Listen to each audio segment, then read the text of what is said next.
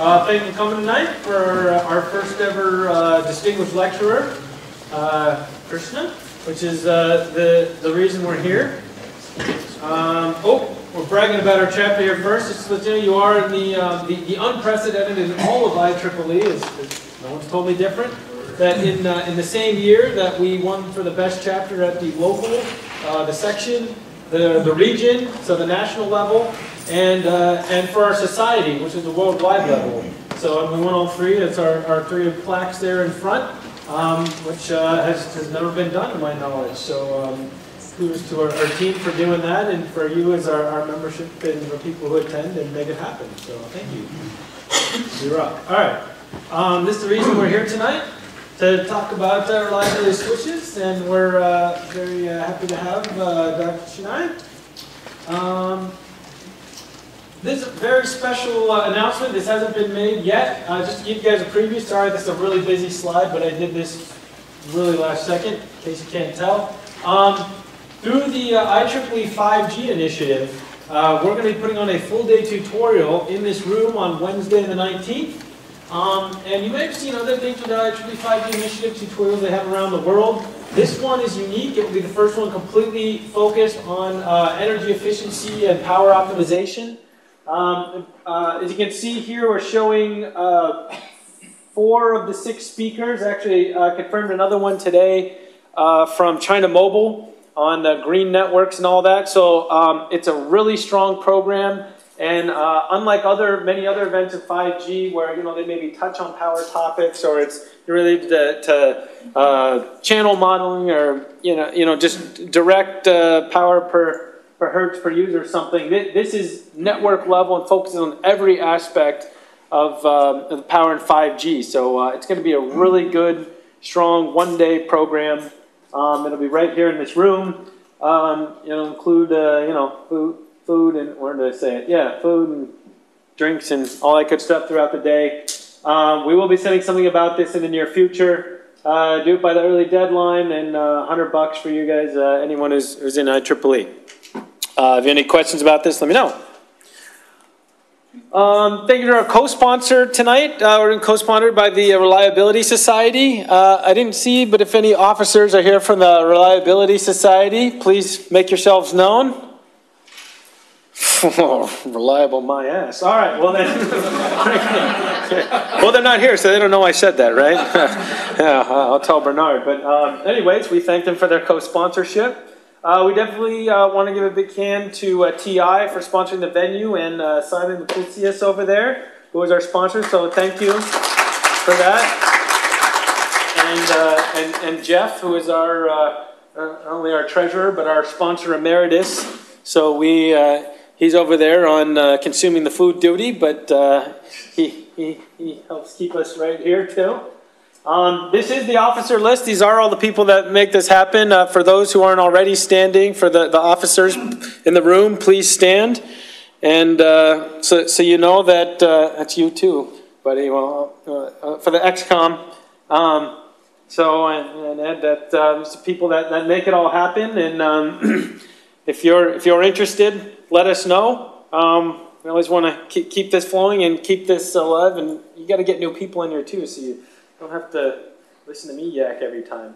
One special feature we have is something we call power sources. It's something we started, I don't know, this year, where we wanted to just have a brief discussion on some good resource. In this case, an online tool. Sometimes it's a good book, or maybe some seminal paper. Just one of those things that that was really helpful to you in your career, but you wish you'd found out about a long time ago. That's the whole point of this segment, and tonight that'll be given by Mikhail Guz. So Mikhail, please come on up, and Bob, if we can switch over to that other one.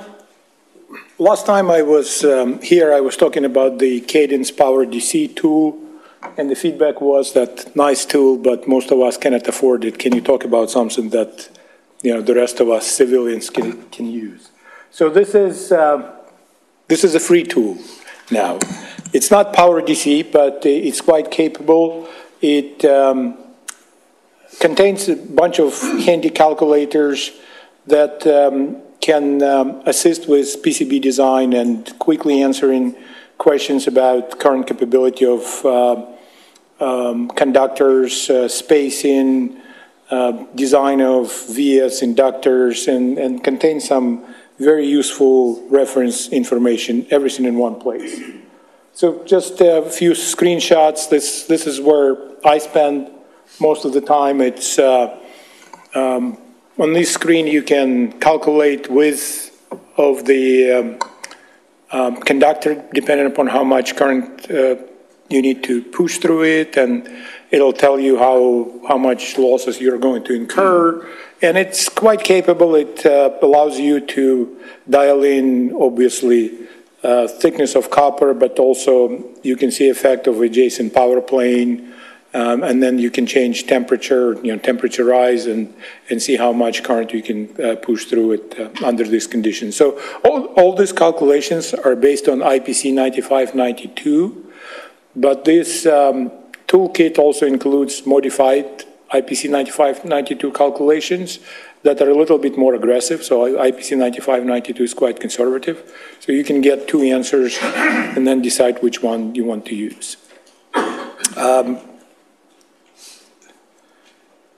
Another example is via property. So you can fully kind of get the information on the vias depending upon how thick your board is and how it's laid out, plating and so forth. So you can get an estimate of what impedance via would present.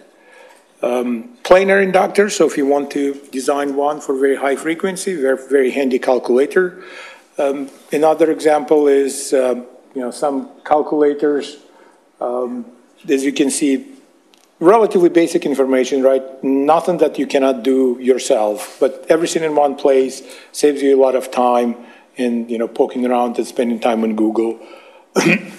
And reference data on mechanical, wire gauge, thread diameter, in case you want to get refreshment on Ohm's law, it's also there. So very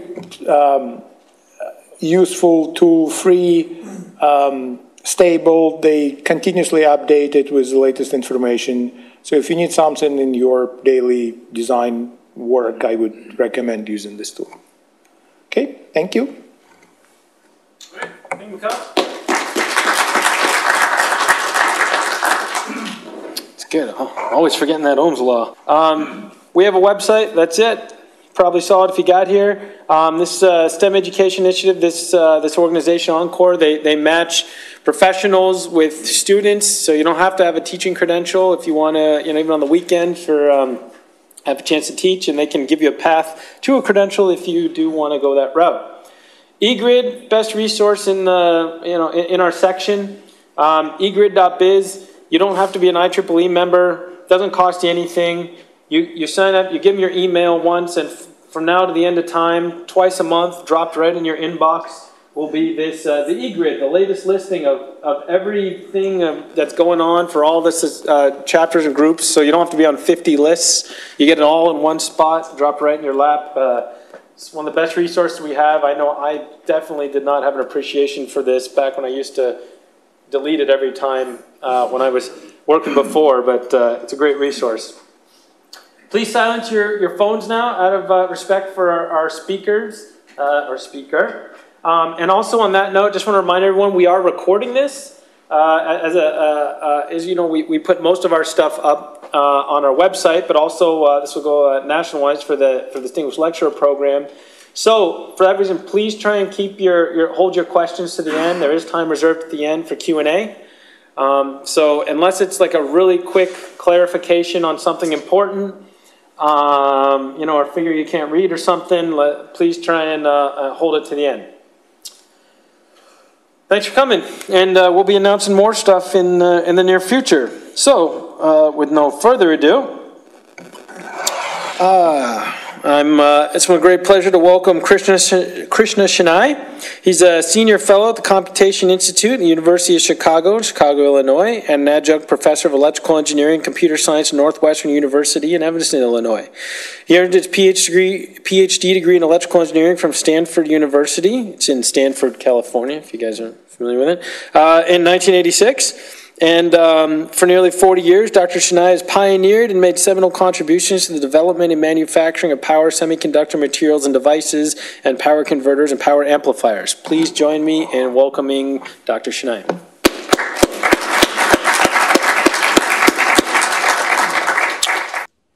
First of all, thank you to both chapters, PELS and Reliability. It's always a pleasure to come to the Bay Area. And thanks to Brian, because he has been working with me almost for 2 months. He proofed my presentation and all that. I really admire his commitment to this work. So he did a great job. Now, because I'm a distinguished lecturer of IEEE PELS, I have to spend a few minutes describing PELS, trying to promote it, okay? So you may know, but why you want to be PELS member? PELS is Power Electronics Society. You know, I started my IEEE membership 79, and I started as a member of Electron Devices Society, then became a member of MTT, Solid State Circuits, and then PELS. But today, when I look at all the societies, PELS is the hottest thing out there, okay, for reasons that you know. So I strongly encourage all of you, if you're not, please become a member of PELS. And everything is on the website. It has 8,500 plus members, okay? So it's not a small society. These are the officers. Then various vice presidents and so forth. There are so many journals and so many conferences. And somebody was asking me today, how can I contribute to PELS activities? The best thing to do is become a member. And there is some brochure there.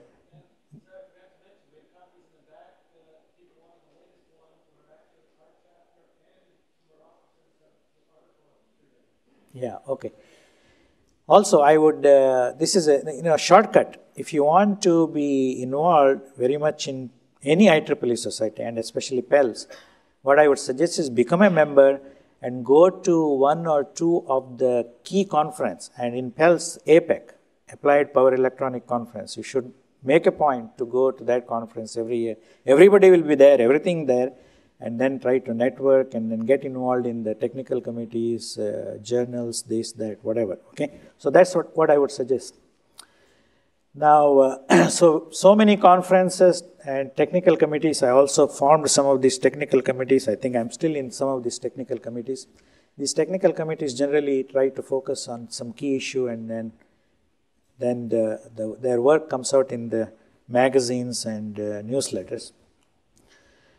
So networking, as I said, this is a very important thing. This happens mostly in conferences, okay? And these are the distinguished lecturer on the left-hand side for 2017-2018. 2 years, it's a 2-year term. My term is over this year, so I'll be done in December, and that's the next year. They each have a specialized topic that they can deliver a talk. Now, students, again, this question came up. Students, I highly recommend students, even if you are in high school, if you really want to, get into a good career, I think you should start in high school. Okay, don't wait until you get your undergraduate degree. Start in high school. Energy is the hottest thing right now, so you should try to get involved in this. So PELS is a right way to go about it. So there are standards committees. JDEC is one of them, but PELS, a lot of PELS members contribute to this. I think Sandeep, you are working on JDEC, some standard. So this is another activity. Peter Wilson, I think, leads this in PELS. So this is the home society for a lot of good things happening in the world, especially electric vehicles, renewable energy, grid, you name it. So energy, and after you hear my talk, you will understand why it is so important right now. So with that, I will close this, and these are the staff. You can contact any one of them. Mike Kelly is still there, Executive Director. Okay? So please go to the next. My presentation. Okay. Thank you. So my talk And I had a discussion with Brian. This is an area that I've been working since early 80s, okay? And I should say that I got into this area by an accident. I took a turn, and for some years I worked at Intel, developing their early generation of microprocessor, Pentium, in Oregon. And that's when I learned how important the reliability is, okay? So, because you cannot sell a microprocessor chip unless you guarantee end-of-life operation. And so, but we don't have such a system in power electronics, okay? That's what I'm trying to get this to.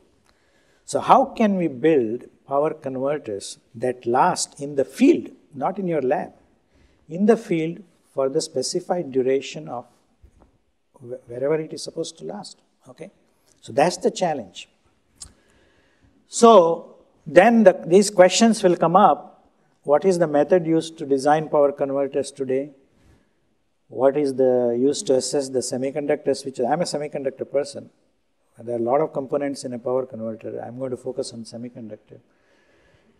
And the lessons learned, because I was, when the internet started booming in the late 80s and early 90s, all these big companies, computer companies, started approaching me when I was actually employed in Intel. They said our power supplies in the high-end servers are failing, and if a server fails, it's a chaotic situation in the world, okay? And it has happened. You might have seen stock market crash, airport closing down. All this is because some power system failed, okay? So this was a big thing in those days. So eventually they came to me, all of them, and they said, okay, you got to start doing research in this area, and we have to figure out what is the problem. So I formed a consortium. I was a professor at University of Illinois in those days, and I ran that for 5 years. And when they came to me, their power supplies had an MTBF of 40,000 hours, and they wanted an MTBF of 1 million hours. So the rest is history, okay? Then also wide bandgap semiconductor devices. Today, you know, it's a big thing, and I actually proposed this first myself when I was in GE back in the 80s. The reason I proposed this is because silicon was reaching material limits in certain applications. So this area took off, and but unfortunately right now, you have to be very careful how you approach this area. Otherwise, it will be a thing of the future, just like what we did in gallium arsenide. Without understanding problems and saying everything is great, that's like digging our own grave. So my advice to everybody is, please do not hesitate to talk about your problems. Okay? Only when we know the problems, we can have a solution. Just hiding and putting layers and layers and layers, I know it's a dirty laundry, nobody wants to show. Okay? So that's one of the reasons I'm giving this talk. So, and then I'm going to talk about moving forward, what can we do? I'm going to talk about the current situation in this field, and moving forward, what can we do? Okay? I don't have a solution. Okay, it's open for discussion, so we all can talk about it. All right? So, reliability. Again, I'm going to flash through some of these slides because I have 60 slides and I don't have enough time. So, some of these things I'll just quickly go through.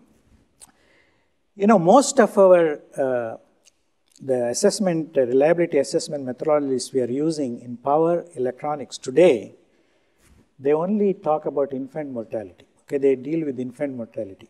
They don't account for stresses when the converter is operating in the field. Okay, what are the stresses? There are electrical stresses, thermal stresses, mechanical stresses, the chemical and all that. Okay, none of them do that.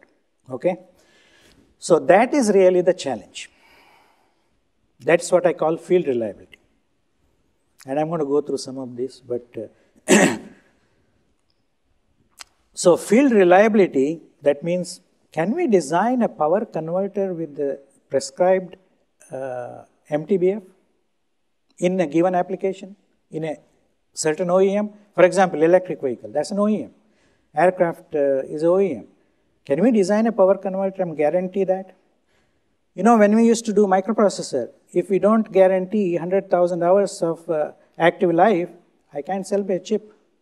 Can we do that in power electronics? No. So why not? Okay, that's what I really mean by field reliability.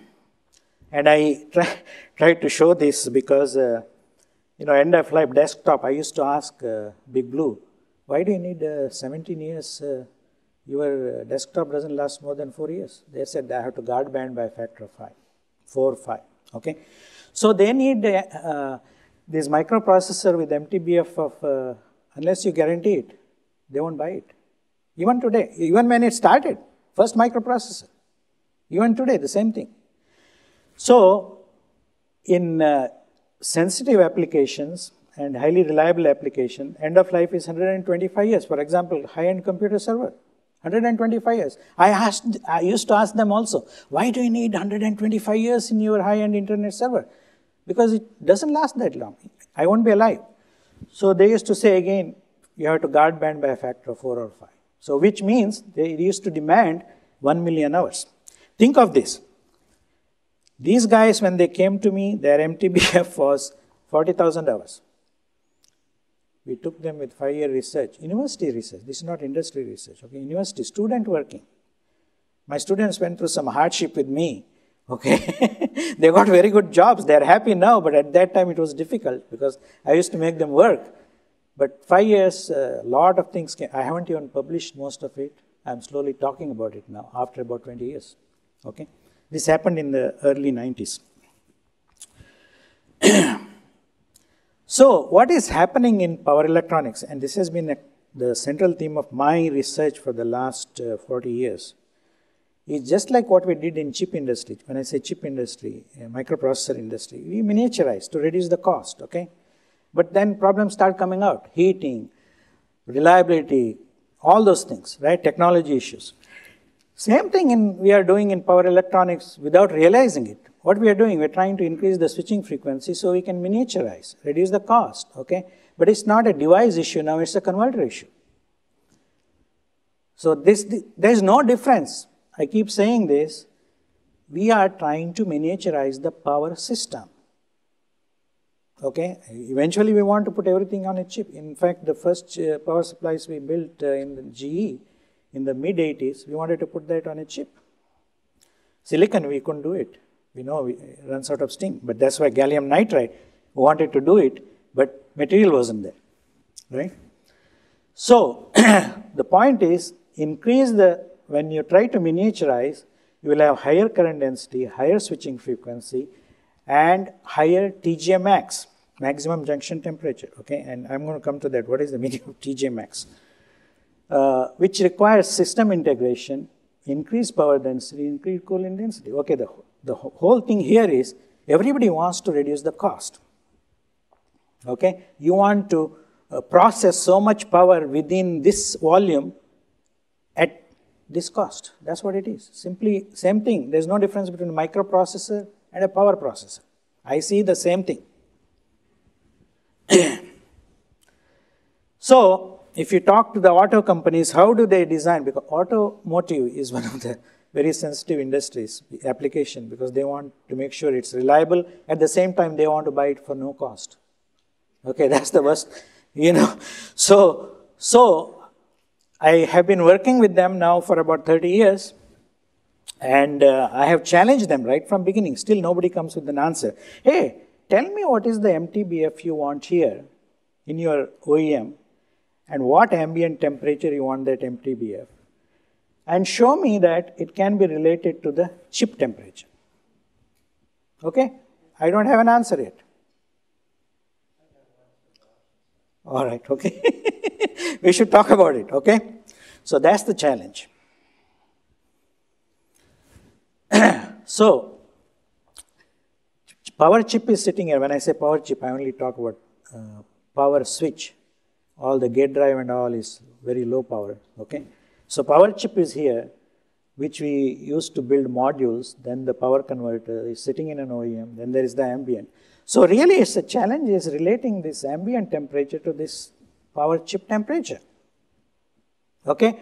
For such a period of time, whatever that is, 1 million hours, whatever, okay? That's what we need to do. So in industry today, this is a standard. I have listed all the tests. You can go to anybody's website. These are the standard tests, reverse by HTRB. This has been there since the semiconductor was invented. Okay, nothing has changed. And high temperature gate bias test, humidity test, thermal cycling, and power supply. Some manufacturers do power supply operating life test. They put it in a buck or boost converter and operate for 1,000 hours, and they say, oh, everything is reliable. That's not reliability. Okay. So let's go through one test because I don't have the time to go through whole test.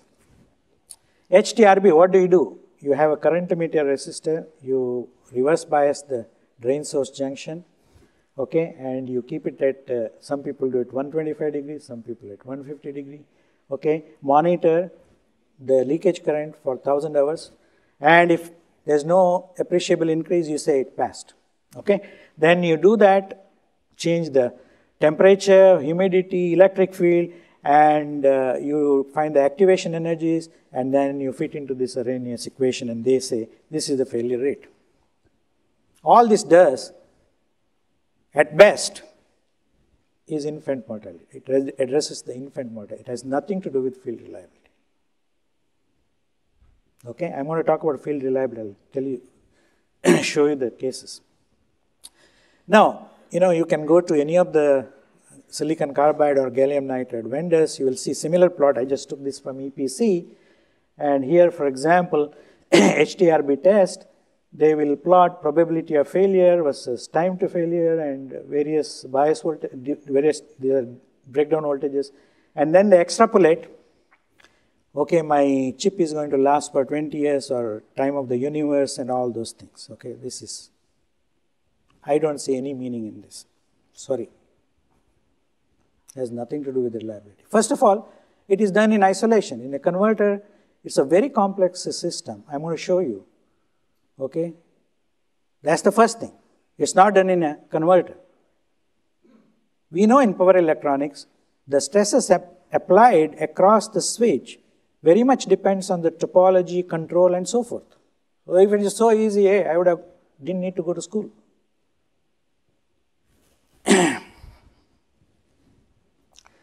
So, I'm going to give you a case study because early internet servers were failing and they were very much worried. I don't want to name the companies, okay? They all came to me, some from Bay Area. I was a professor in those days at University of Illinois. Said, okay, please start research. We'll get you any amount of money. I said, I put a condition. This is a very complex issue. Nobody wants to show their dirty laundry, okay? In order to do this, the only way it's going to work is OEMs have to drive it. And you have to bring your supplier to this consortium. And the suppliers, we can keep everybody's secret. I signed NDA with everybody.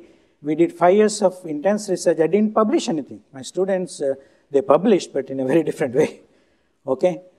So now I can talk. So I'm going to show you some results. But the point is, I told them, unless the OEM drives this and brings your suppliers to the party and all of us work together addressing the problem without hide and seek, this problem will not be solved because it's a very complex issue. And similarly, the state is same thing in wide bandgap semiconductor right now. It's not happening. Okay? Unless it happens, we cannot solve the problem. So, I'm going to give you a case study. What was happening is, I'm just giving one example, this IBM high-end server 900, 30% volume is power supply. They have 2 redundant power supplies. 10% volume is cooling. And the main roadblock is the losses in this system, power converters. Okay, that's the roadblock. So, and they were going from, they were trying to miniaturize this 50% reduction in the volume, weight, okay, by simply increasing the switching frequency. And only thing they were focusing on is junction temperature. That's arbitrarily decided. There's no basis. Okay, and then they think that they will reduce the cost, but end result is these things don't last in the field. Everybody, in those days, I remember, if you have 2 companies manufacturing power supplies, One company used 125 degrees as TJ max, another one used 130. The one used 130 will have significantly improvement in the competitive edge. But nobody guarantees the reliability, nobody looks into it. There's a big difference, 125 and 120. Okay, that was the only parameter that was used. And I used to tell them, listen, you can't do that. Okay? I don't think things have changed much these days either. All right? So this is the problem. So I founded the world's first reliability consortium, did research, and some of it was published, you can see that. But I want to talk about some of the results here to show how complex this issue is. Okay? You need to have the knowledge all the way from materials to system, not just in semiconductor, in capacitor and magnetics, and packaging. Because this is an integrated system. It's not just, in VLSI, like when you design a microprocessor, all this cadence tool is all have all kinds of reliability models and this and that. We don't have such a thing in power. Okay? I'm waiting for the day, but it's going to take a lot of resources. It's not going to happen tomorrow. So, this is one of the power supplies that was failing in the actual computer room. Okay? So, we can talk about all great device physics, but the power supply was failing because of the zinc whiskers in the computer room. Then you find out why the zinc whiskers will be there. Because of the enclosures or whatever is in the computer room, right? And when a zinc whisker comes and sits, these are the bond wires, it will reduce the breakdown voltage. There will be arcs, okay? So, for example, in the chip, you have these pads, and if there is a zinc whisker somewhere, anywhere in this closure, proximity, it's going to cause an arc and a failure. Now, so I worked with IBM. This is a paper you can read. Paschen law. This is the law that breakdown voltage versus the gap dimension and the pressure. So there is a minimum here. Okay. So what we are talking about is this is the discrete power package, and there are leads, gate, source, drain. So because this is the only way you can do this is have the manufacturers work with you.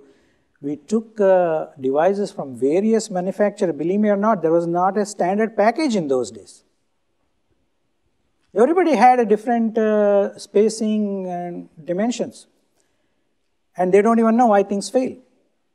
Okay? So it took us 2-3 years of research to understand this and finally come to you can see here applied voltage changes with the pressure. IBM has a patent on this technique.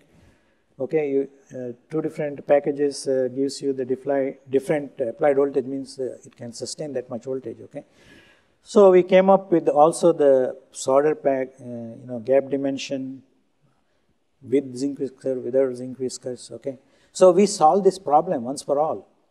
It required an OEM to work with the suppliers and do R&D with the university. Okay? Work was eventually done by mostly students, graduate students, they're cheap labor. All right? But the OEM has to drive it. You see what I'm saying? If you ask me, a professor is not going to go and sit and do it with the students. OEM has to drive it. Everybody thinks the safe operating area here is switch current versus switch voltage. It's supposed to be ideally, if there was no heating, no package parasitics, ideally should be a square or a rectangle, but it is not. Because of the heating and all that, it becomes a trapezoid. But what happens is, if you put a switch in a converter, its time zero safe operating area is not going to be the same after 1 month. Who measures it? Who measures the safe operating area of a switch in a power converter once it has been in the field for 1 month, 2 months, 3 months, 1 year. The safe operating area continuously reduces. Okay? It's reducing, believe me, much more in wide bandgap semiconductors, which we don't know, because I'll tell you fundamental reason is it's full of defects. I'm going to get to that next. Okay? So we need to understand this. I have even published this way back 25 years ago. I call it dynamic safe operating area, or aging. I call it aging. Okay? What is the safe operating area of a power switch? And this becomes now a circuit topology specific also, because different circuit topologies will impose different kind of electrical and thermal stresses. It's not the same. And also a function of packaging. So you can see, and cooling. Okay, so it's a multi-dimensional issue. So we did some simple test. For example, this is the 0 voltage transition boost converter using silicon MOSFETs. I think we used 600 volt MOSFETs in those days. And in this particular converter, this switch, when it is turning off, it will go through a simultaneous, there is a voltage spike because of the energy, the reverse recovery of one of these diodes, and that you can see it here. This is a measured waveform. Because of that, you have a situation where for a short, very short period of time, there is enormous power dissipation in that switch. Okay, it's not a constant thing. Okay, and that continuously, because of that stress, every time you switch, it's like banging something. Okay, the safe operating area is reduced. This was happening in this particular, many companies were using this topology to build the power supplies, computer power supplies in those days. Okay, so the result is a degradation, and you know, these are students showed clearly that the safe operating area was reducing. Okay, another, this is a very commonly used topology, forward ZVS phase shifted topology in most computer power supplies, the front end actually. So you convert the DC, typically 300 volt DC into AC, you transformer isolation and then rectify and then down convert. Now in this particular topology, which was almost everybody uses it, what happens here is if you don't design everything perfectly, and there is no such thing as a perfect design, because we cannot account for all of the parasitics when we design, then see the leakage ESR in this output capacitor. Capacitor, if you monitor, you will see the ESR is not constant with time. Okay? Everybody blamed the capacitor for the power supply's failure. But when the power supply fails, the capacitor is okay, but the switch gets, one of the switches gets smashed out. Okay, why it's happening? It took us again 2 to 3 years to understand this phenomena. What happens is, you have to go into the circuit physics here. I've published all these things. The increase in the ESR can be related to energy stored in the leakage inductance of the primary, which dumps that energy into the least resistive path. And in this configuration, the least resistive path happens to be this switch. Okay? So that was getting smashed. Okay, again it took us 2 years, and everybody is blaming the capacitor companies. Now one company, capacitor guys are blaming device guys. Device guys are blaming packaging guys. Packaging guys are blaming OEM guys. My God, it's a blame game going around. I told all of them, hey, you got to work together. Don't keep blaming each other. There have been lawsuits also. Okay, I'm not going to get into that. So the point I want to show here is that we really need to, for a given OEM application, understanding the conditions under which it operates and the life we need for that converter, the circuit topology we are using, packaging, cooling, all those things considering, we need to get down to the drawing boards, understand the electrical and thermal stresses we are putting, not just static and dynamic, okay, and account for all of the nonlinearities and then solve this problem. So it's a long problem. It's not easy. Okay, but we did it successfully. We found the cause, we fixed it. Okay. Now, in this one, I wanted to show you, because that leakage inductance dumps the energy into the switch, which comes out as dynamic avalanche of this reverse recovery of this diode, body diode. Okay. So you have a, see here, the body diode, when it's reverse recovering, goes through a very high voltage, simultaneous high voltage, so enormous power dissipation for a very short duration of time. Okay, so it's a circuit issue. You cannot study just a switch. All right, so my switch is good for the universe, all that is meaningless.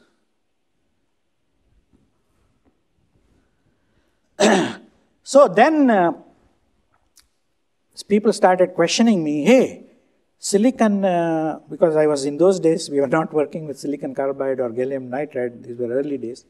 The silicon manufacturers used to tell me, hey, we don't have any defects in our material. I said, who are you talking to? Silicon wafer may be almost defect free, but there are defects during processing. I have done silicon processing for ages. And this is my own device. So I said, I showed them, look, this is my own device. I cannot claim that my device has no defects. This defects comes from, these are all dislocations, stacking faults, coming from high energy implants and or reactive ion etching. And they are there in every wafer, trust me. You cannot completely anneal them out. So the question is, what do they do to the reliability? So we devised a new test, I called it accelerated HDRB test. Okay, so instead of just putting a resistor, current limiting, I put a capacitor. When you have the capacitor, if there is any kind of charging event in this switch, the capacitor will discharge all of its stored energy into that path. So instantaneously, it will give a big energy dump, okay, large, and defects will get, all shown up. You understand? So, and in this case here, we measured thousands of devices from so many manufacturers. These, I'm talking about silicon MOSFETs. And you can find, even today, this is after 25 years, take 1,000 MOSFET from any single manufacturer. Silicon I'm talking, forget gallium nitride or silicon carbide. Silicon. And if all of them have a sharp breakdown like this, come and talk to me. I will say a significant fraction of those MOSFETs will show what is called a soft breakdown or leaky reverse characteristics. And we all know leaky characteristics, various reasons. If the passivation is good, everything is no problem, then it has to be most likely due to some residual defects in the semiconductor. Okay? So, and most manufacturers, this was also an issue. Well, when they put the breakdown voltage in the data sheet, it was characterized at 250 microamp, or some do at 100 microamp. But this is, 100 microamp is here, and you put this breakdown voltage, but look here, this is all leaky. So that doesn't tell you anything. So we took so many devices, thousands. This is where the students had to go through, nights working, okay? So here is one case I show you. This, the device. This is a 1,000 volt MOSFET. We applied 70% breakdown stress to 100%. That means this is 1,000 volt, this is 700 volt in that circuit, okay? And you can see and these have different active area ratio. Active area is in a chip, how much of the area the current is actually flowing, okay? So we change the active area, we change the die size, we change the voltage, applied voltage, okay, and looked at the failure rate. These are all actually, I'm just giving you one instance.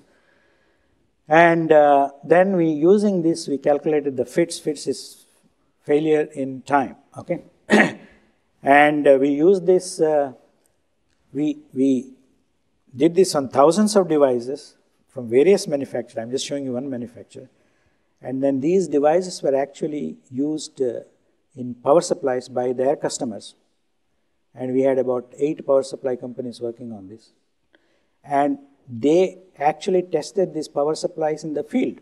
We characterized the devices, put it in the power supply, we monitor the power supply in the field, and when there is a failure, we correlate, go back and forth. So it was an intense work for about, total of this work took about 2 years.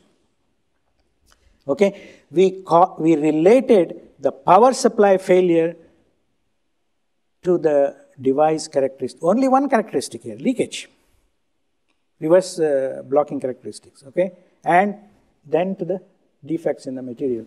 And the result is they correlated nicely.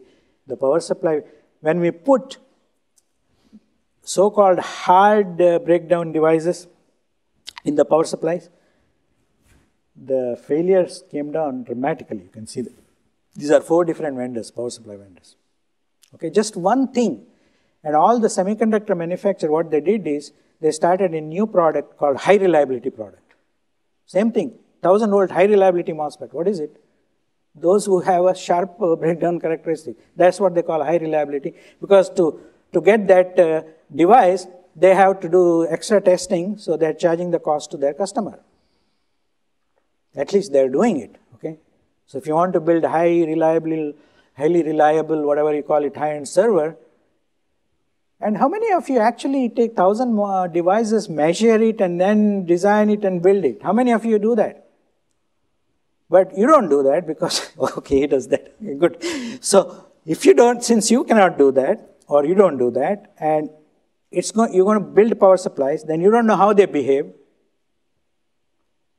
You should have done that in the first place. Because the amount of, the cost penalty is huge.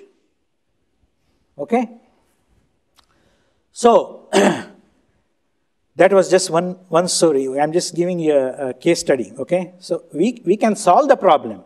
The only way I know how to solve the problem, trust me, after this experience, is to have a consortium where it is driven by OEM in certain application, and I'll come to that at the end, what application, and bring your suppliers. Everything can be protected. There's no, see, I signed my NDA with all these people. My students never signed. I told them, no, you are free, but don't disclose which device and what. That's it. So they published that paper and all that. Nobody knows which device it is. So I'm only talking in the last 5-10 years. I didn't talk for 15-20 years. I said, okay. So while this was going on, another issue came up, which is IGBTs are failing. Okay? Okay, what happens there? So we did a very extensive study of the short circuit failure of silicon IGBTs and clamped and unclamped inductive switching failure of silicon IGBTs. But to do that, we need to really understand the physics. How do you understand the internal physics? I'm talking about, we need to understand how an electron and a hole flows in this entire circuit. We cannot lose one electron or a hole. How do we do that? So I started working with the Bay Area companies. One name is Silvaco. So we built these, for example, mixed circuit device simulators. In other words, this is the short circuit test circuit. So you turn on the IGBT, okay, the inductor will charge. When you turn it off, the inductor will dump that energy through the, but the inductor, if the inductor is very, very, very small, it's a short circuit situation, okay? So this is really the parasitic inductor, which is very, for literally it's a short. So you have to do the full-blown 2-3-dimensional simulation of the device physics for this entire circuit, not just the device, which we did. Students did. They did a lot of thesis. And we conclusively shown, here are the measured and simulated waveforms of voltages and currents, okay, during and before failure and after failure, and correlated that to actually, we did the infrared thermal imaging also, and clearly showed that the hotspot forms near the very top surface. Silicon in those days used to be 200 micron plus thick, but now it's thinner.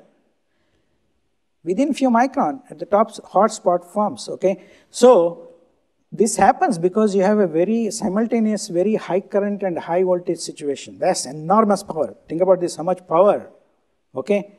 So, hot spot, once it's formed, there is not enough time, thermal time constant is very large here, not enough time for this heat to diffuse. You can have any kind of cooling you want, the heat is not going to go away, you cannot remove it, it's gone. Okay? So whatever packaging, you can bang your head on the packaging and try to say that, hey, I'm going to improve it, you cannot do it. So we conclusively shown that what is the cause of this failure. And I'll show you another one. Same thing happens during clamped, here is a clamped inductive stress, and this is the test circuit we developed. Okay, you have again a situation when you try to turn it off, you have a situation of very high current, high voltage, very short duration of time, okay, and the device is gone. And again hotspot. So why this happens? Then we have to go back to our undergraduate physics, understand why the hotspot. Reminded me of one of my professor in India who used to teach me electromagnetics, and we used to, I remember we used to talk about pointing vector. What is a pointing vector? Pointing vector is E cross H, electric field cross product of magnetic field, which is what is happening here. We have simultaneous electric, anytime you have Maxwell's equation tells you, anytime you have an electric field or a magnetic field time varying, you have to have both of them, right?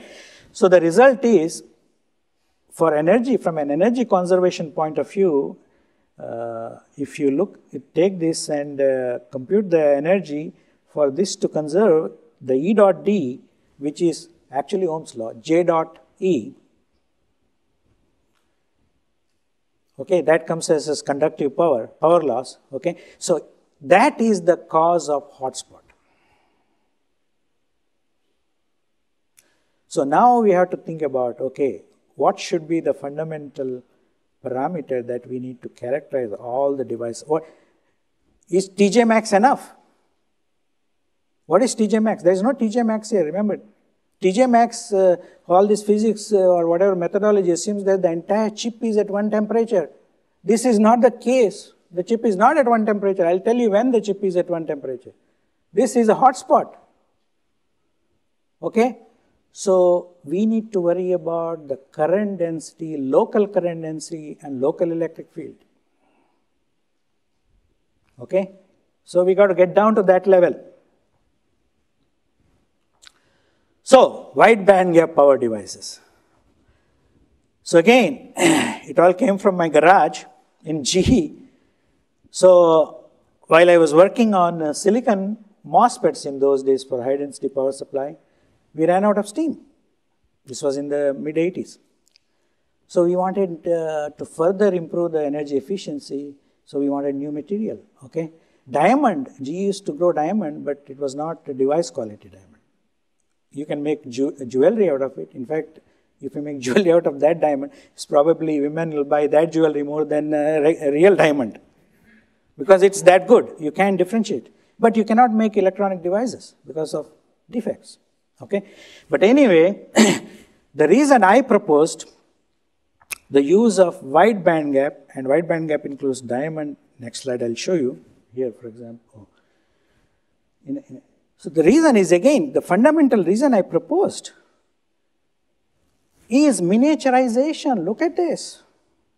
We ran out of steam in silicon. We need to miniaturize. Miniaturization is the only formula to drive the cost. Okay, that's the reason I proposed. But with that comes all the other problems. I tried to show this because you look under the microscope for chips, you compare the silicon carbide MOSFET or gallium nitride power transistor chip versus silicon for the same voltage and current rating, you'll see a size difference, okay? We have not achieved the size difference we should be achieving. There's a different reason for that. So the reason these materials, I'm just showing here silicon carbide, is because they have a higher critical electric field strength compared to silicon, 1 order or more, better thermal conductivity, not gallium nitride. Okay, you got to be, I didn't put here gallium nitride, but silicon carbide has, diamond of course is the best. And then potentially maximum junction temperature. Maximum junction temperature here is calculated based on intrinsic carrier density. Okay, it has nothing to do with TJ-max. So those are the reasons. But when I first did this in 80s, we didn't have any of these materials. People asked me in G, go and do this in diamond. I started doing it. I couldn't make anything out of diamond in those days. Slowly you could do. But silicon carbide came and changed the field much before gallium nitride. Okay. Now here, so I translate what I just said. We need to be careful how we use these devices. Is our goal to increase the energy efficiency? There are many applications. For example, solar. Energy efficiency is very, very important. Okay? Smaller converter profile. Many applications where converter profile is the most important. Okay? I know my 5 minutes, so I'm going to go through this quickly.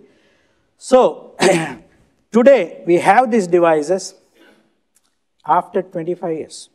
We have these devices thanks to industry who have done fantastic work, but we have many problems. And I am originally I grew in the silicon room, and I have a affinity for silicon. Doesn't mean that I'm against any other material. I'm for other materials, but we cannot be blindsided. Look, gallium arsenide, same thing happened. Everybody said, hey, great technology. Okay, it has remained a great technology forever, for future. Same thing is happening here. Why? Because we are missing the big picture. First of all, look, silicon, we had material with almost zero defect and very, very low cost. And today, 16, 18-inch wafers, diameter wafer. Look at silicon carbide. Gallium nitride is a different story slightly, but silicon carbide.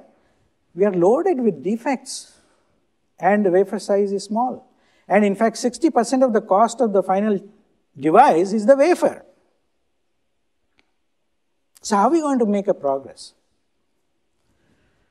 Okay, so that's the issue. And these are the defect density various. Because of my time, I'm going to skip this. This is my own work. I did this 2-3 years ago using Argon's advanced photon source. You can see tons of defect. The best commercial silicon carbide wafers, 6 and 4 inch. So the reason is, it took us some time. I worked with NASA folks, and there's a very fundamental reason. All these materials, whether it's gallium nitride, they are grown with physical vapor transport technique, where you need a seeding mechanism. Seed is the defect. Silicon is pulled out the Czochralski method. Okay, there's no defect issue. So we need these, more the merrier. We need these threading screw dislocations to grow this material. We cannot grow without that.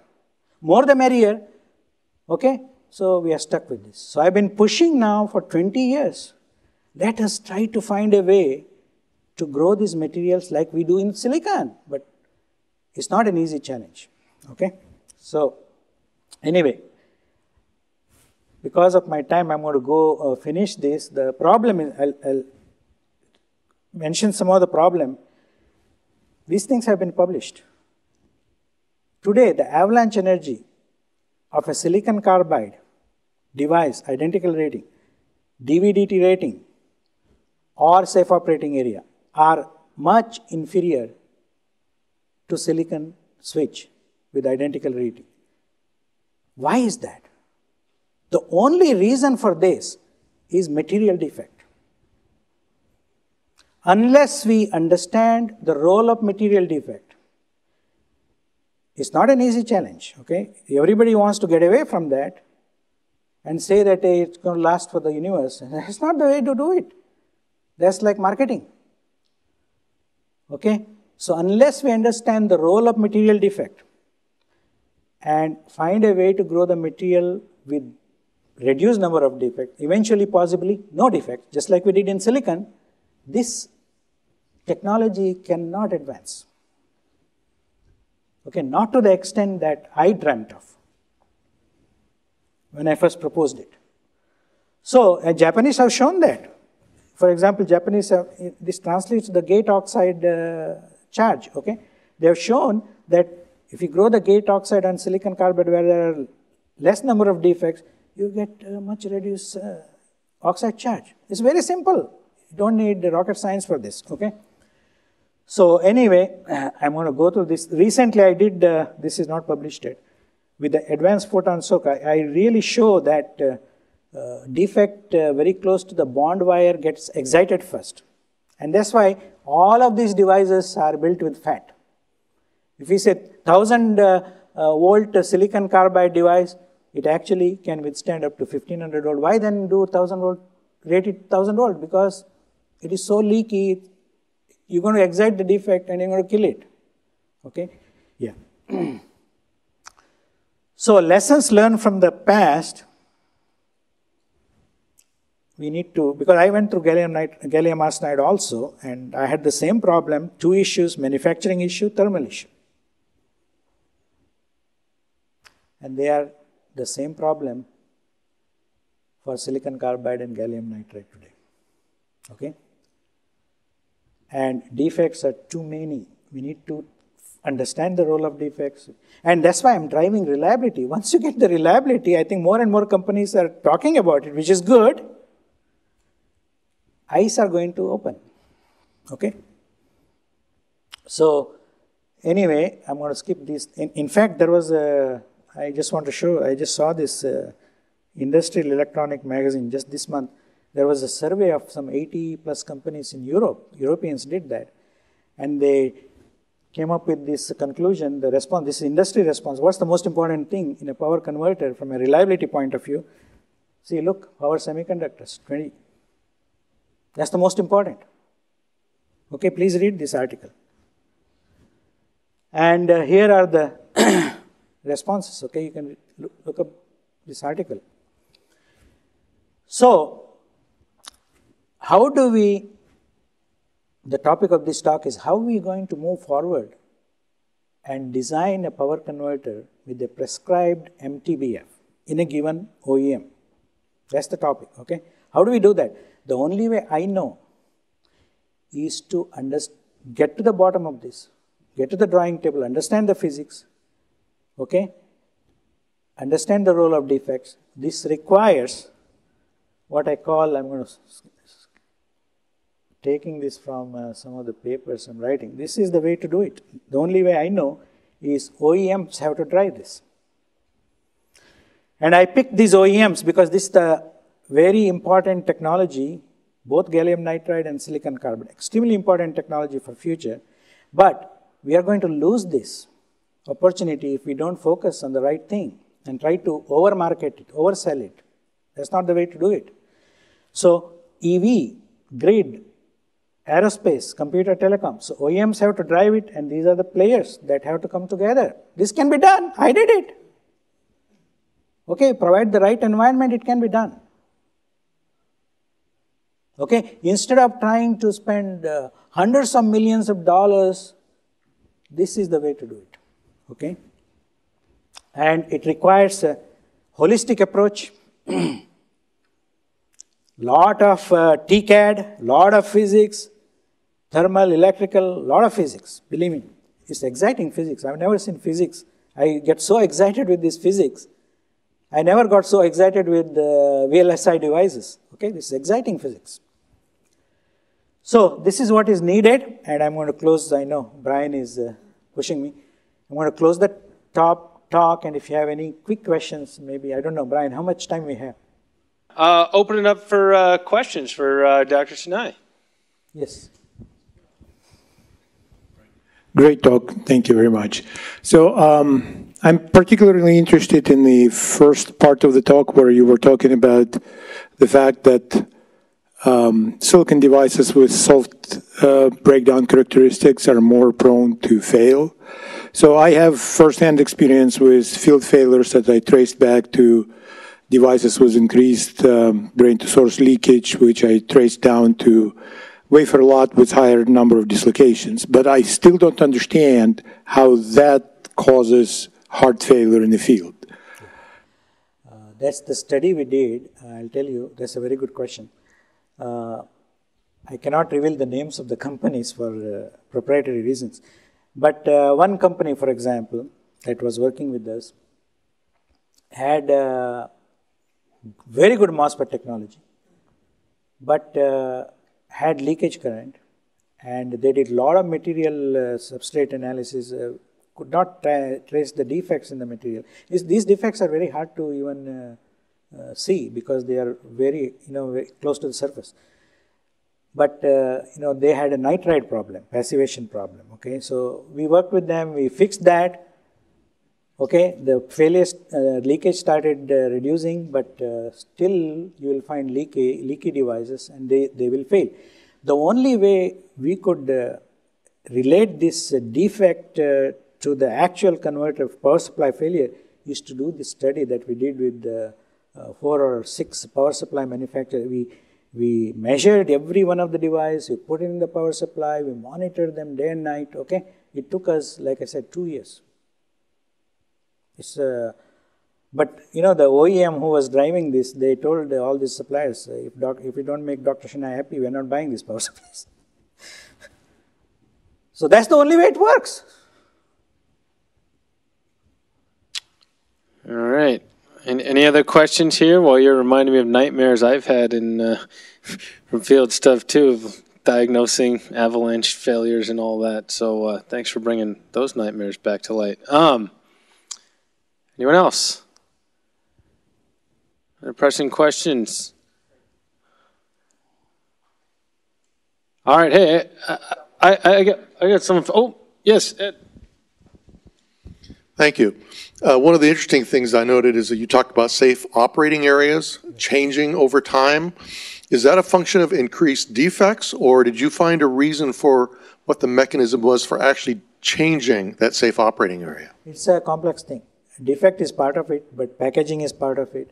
The kind of circuit topology you stress it, because it's the circuit terminal stress. I have a slide here I show you quickly. In fact, I am asked to write some papers, that's why I made this slide. See, this is a PWM switching, gate waveform, drain voltage and drain current, and here are the relative power dissipation. Okay, this is the switching loss, this is the off state, and this is the on state loss. Here, if you look, these things really don't cause a problem, more or less. These power losses are relatively minuscule compared to real power loss. Real power loss is that high current, simultaneous high current, high voltage situation, which is a function of lots of different things. Defect is part of it.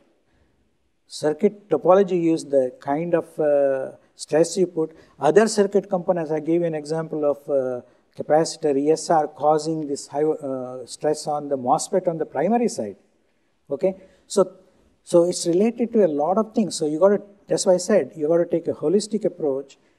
Take the application OEM you want to work, let's say electric drivetrain. All right, what is the circuit topology? What are the different components you're going to? This needs, it is a new, in fact, I'm working on a textbook. It requires different kind of power electronics analysis. I mean, we did all these things in VLSI. We talked about hot electron, this electron, that electron. We did burn in lot of models, physics. But okay, we don't have any of that because this is a very complex issue. Nobody cares how the microprocessor is used. Once you have a microprocessor that lasts 100,000 hours, it's okay, go ahead, use it. Nobody cares. But you can't do that in power. Yes.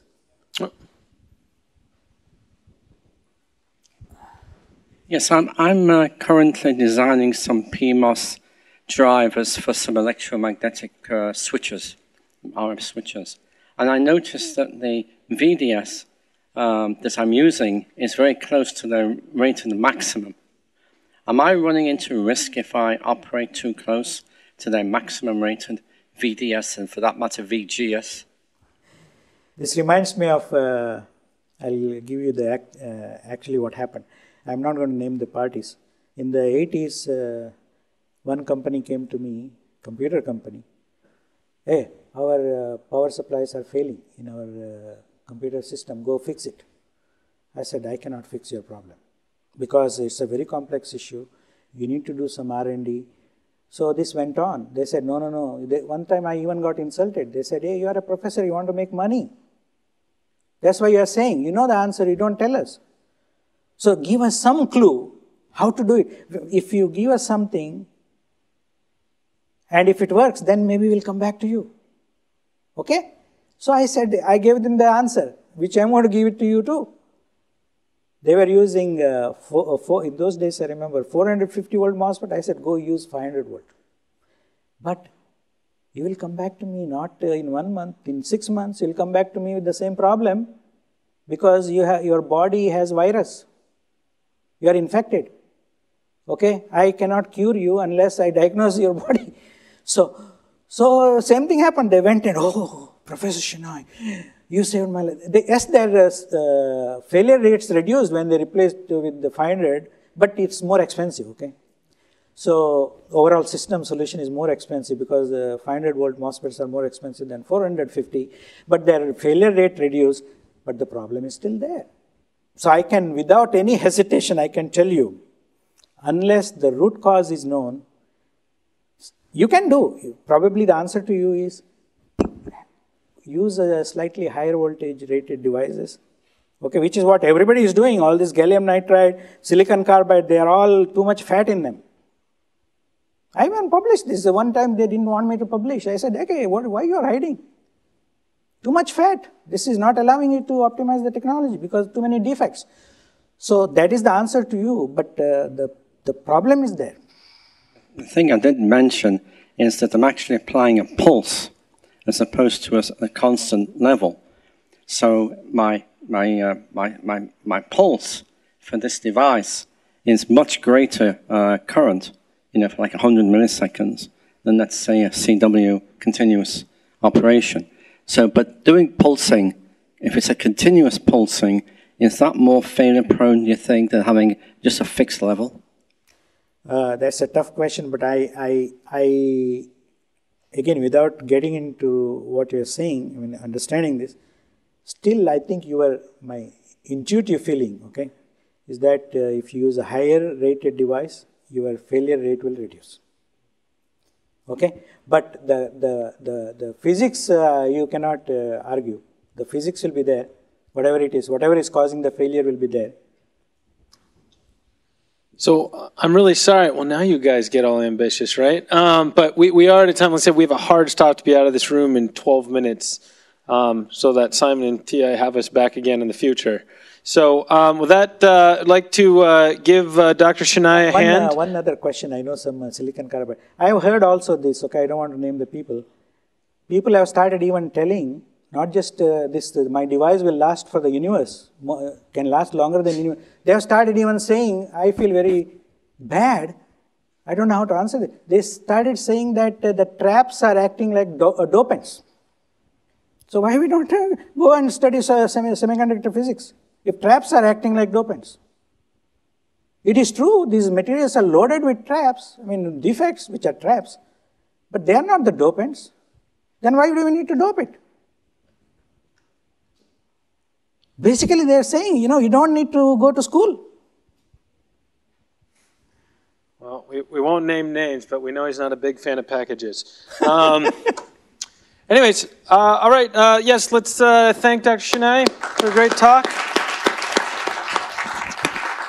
And we know the real reason he came for this prestigious certificate of appreciation from us. Thank you very much. Thank you. We'll do the gratuitous handshake and picture. Thank you. You are doing a great job. Thank you. Oh, good.